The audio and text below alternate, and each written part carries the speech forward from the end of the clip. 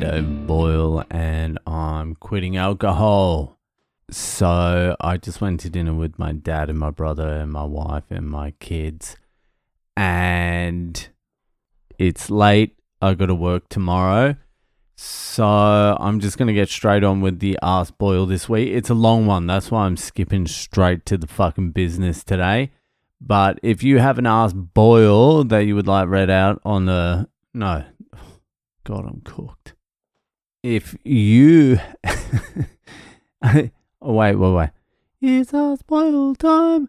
If you have a question you would like answered by one of the greatest minds of the generation or any generation, comedian, philosopher, crane operator, tunnel liner, Le Boyle, head to my website, cunts. It's all there. Ask Boyle, fucked up Fridays, send in some stories, send in some questions. So let's get to this long ass fucking Ask Boyle. Here it is. It was sent in by Jen in the USA. I have an Ask Boyle that came to mind yesterday. I was telling a friend about your podcast, and I was basically just described you as a comedian who is a non-drinker and created the podcast to document the process of quitting alcohol. But that the podcast rarely has anything to do with that anymore because you've pretty much successfully grown beyond it. I think you pretty much fucking nailed exactly what this is and who I am. So my question is really about the non-drinker part of my description. It never occurred to me to call you an alcoholic or a former alcoholic or a recovering alcoholic or any of that shit. I think you've gone long enough without drinking to where alcoholic doesn't really have any place in the description.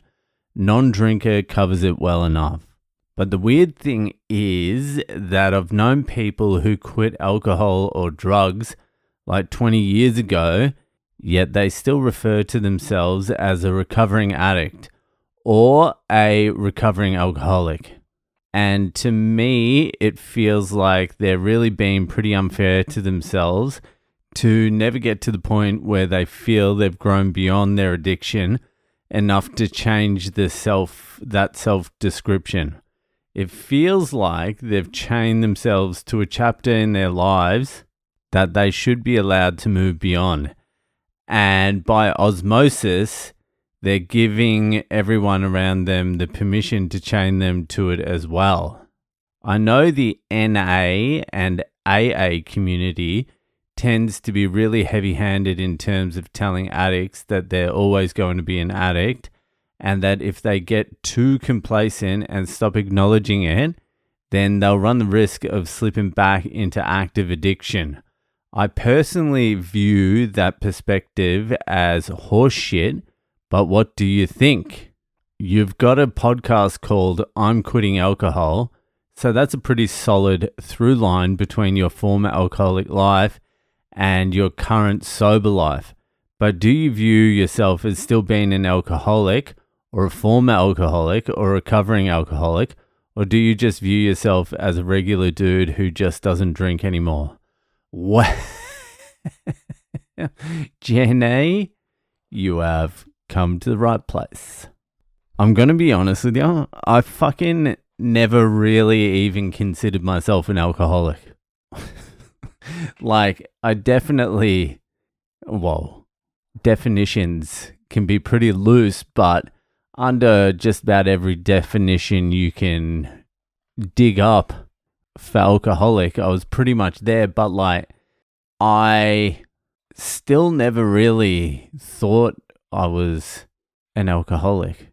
If someone said to me, you're an alcoholic, I would have been like, yeah, I don't know about that, mate. I'm not too sure. I don't think so. I don't really like that moniker. But if someone said you're an alcohol abuser, I would have been like, oh yeah. I abuse the absolute fuck out of it. So I've never really thought about the difference, considering haven't even had that thought until right now.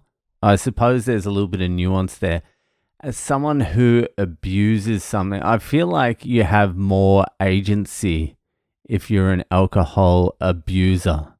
Like, I'm doing this. I'm abusing the fuck out of myself with this shit.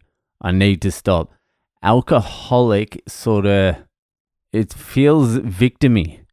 That's what never really gelled with me with like the AA thing, was all the victimy sort of stuff, like alcohol's a disease. I don't even know if that's part of AA, but I think it is. Like, alcoholism's a disease, you're a victim to this disease, you have no power over this disease. I never felt like that. I was like, all right, I love alcohol too much. I am abusing the absolute fuck out of it. It's ruining my life.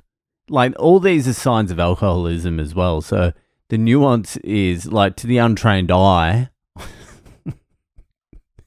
they look very similar. But I don't know. I always felt like it was sort of in my control. Like, I mean, you're the one putting the drink to your mouth and then swallowing it. Like, I was the one who was like sculling it, doing as many shots as I could until I blacked out. So I always just thought it was me.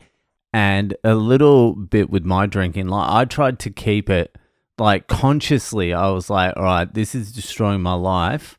I'm abusing the fuck out of it. I'm not getting anything done.